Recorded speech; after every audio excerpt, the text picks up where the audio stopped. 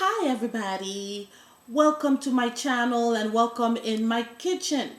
So today it's Easter, obviously.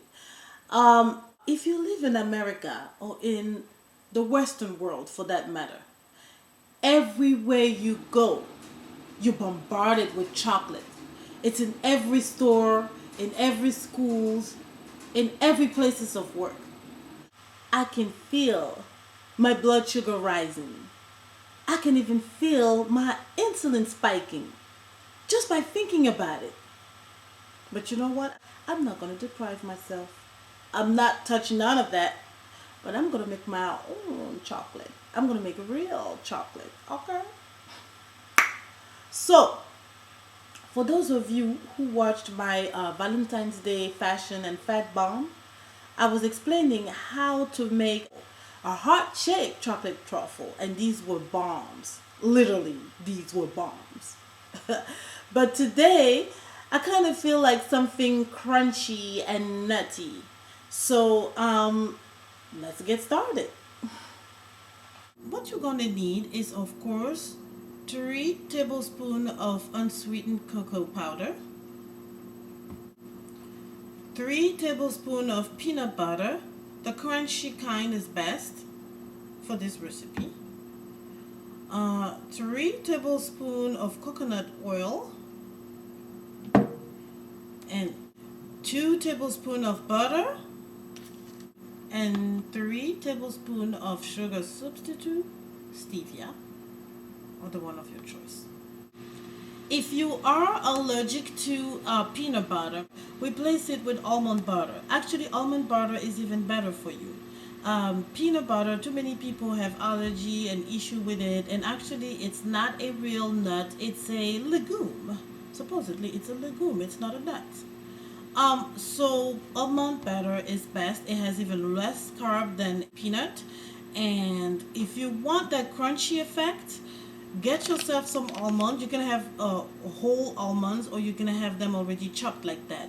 Now this is still big for a chocolate, so what you're going to do is to put them into a Ziploc bag like that.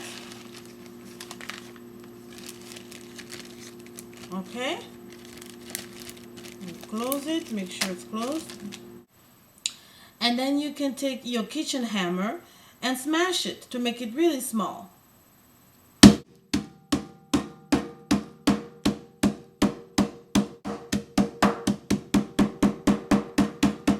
Now you can really see the difference between these and these. So I did put my 2 tablespoons of butter, 3 tablespoons of peanut butter. Now I'm going to put 3 tablespoons of coconut oil.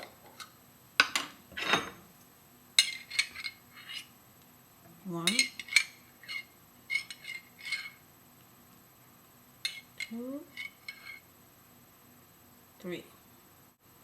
And 3 tablespoons of stevia, sugar substitute.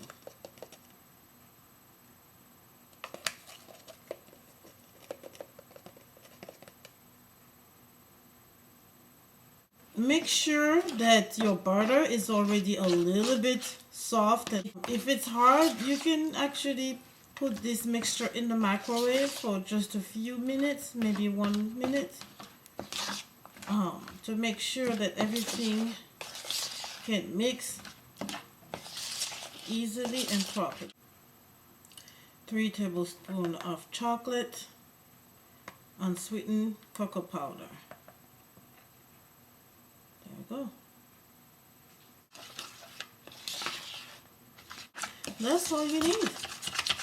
And that's it. Now I'm going to do both kinds, the peanut butter and the almond butter. That way I have more chocolate. The only difference between the peanut butter and the almond butter is that the almond butter is not salted. This one is not, actually. Make sure to choose a peanut butter that does not have added sugar or fructose. You gotta read the label.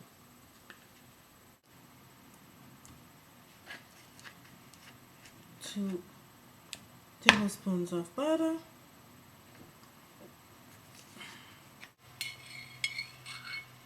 1,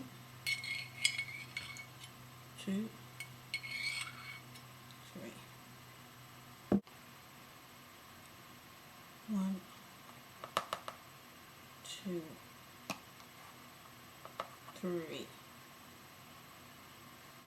1, 2, 3. Here are some of the almond nuts that we crushed.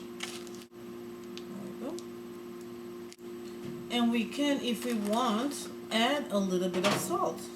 So I'm going to put a little bit of my pink Himalayan salt. Just a pinch.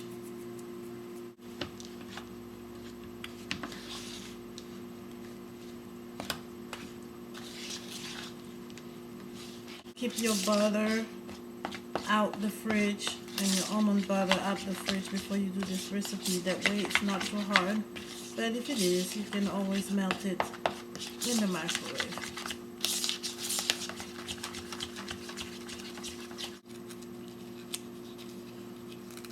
I'm going to put my chocolates in different molds. That way I know which one is peanut butter and which one is almond butter.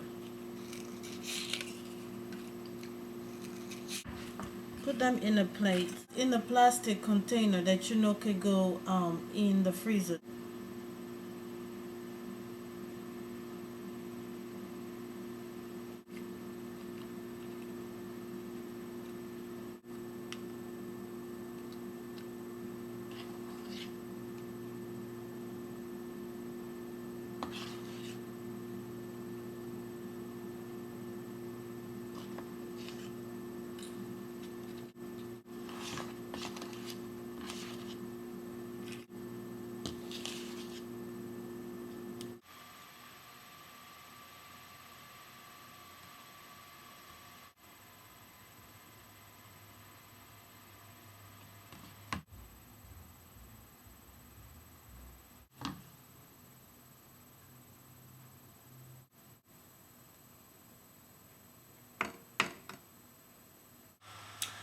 As my chocolates are in the freezer, let's have a little chat. Okay, this is not a religious channel, but I was born and raised Christian. And during this time of the year, we are celebrating the resurrection of the Christ. Now, I love mythology and I love history, and I did a little bit of digging. I found out that actually before Christianity, people were already celebrating something. It was about the goddess of love, abundance, and fertility. Now, it seems like in different part of the world, this goddess is coming back, with different names, different characteristic, different kind of story. It seems like one of the most ancient one is in the pyramids wall of Egypt, and her name is Aset. Now, she also have a similar story to the ones of Mary, the mother of Christ. She was also some kind of virgin who gave birth to a baby boy, and that boy grew out to be the king and the savior of his land. Now, it is more, I think, about her sister. Her sister was the godmother for her child, and her sister name is Heteru. So Heteru, she has in her curriculum, I'm talking about the scrolls, of course, in the papyrus, it says that she is the goddess of beauty, abundance, love, and fertility. Now, when you go back to Babylonia, you see also a goddess there. Her name is Ishtar, with the same attributes.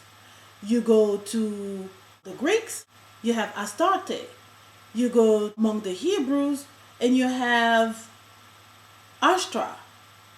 So basically, Hathor, Ishtar, Ashtra, Astarte, Aset, it's always the same kind of name. Now, in different pantheon, like in Greek mythology, we have Aphrodite. She also has those attributes. And then you go to Rome, among the Roman, what you got? You got Venus. Venus is the most popular. I mean, we also have a planet named Venus. She's named after her. So the goddess Venus. I looked up in Haiti, it's Urzuli. In West Africa, Oshun. In India, Lakshmi. In what else? I guess you get the point. Beauty, abundance, fertility, that matches with eggs. Eggs is the symbol of fertility. And then what else? Well, love, I guess, baby making. Well, hey, chocolates are aphrodisiac, don't you know? Another good thing about chocolate that you may not know is that chocolate reduces stress level. It reduces cortisol. And our chocolate, by the way, is sugar free, preservative free, and chemical free. Okay. So, okay.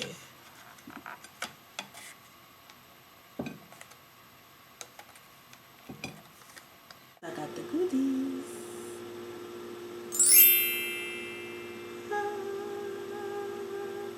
So I'm gonna try one.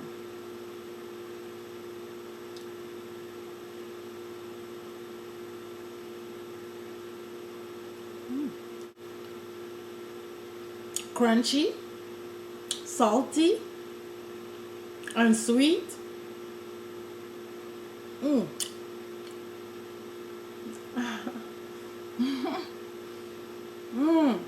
But they melt fast.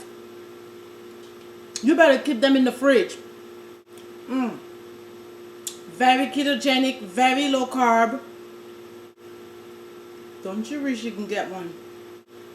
Happy Easter. Thank you for watching. And I'll see you on my next video.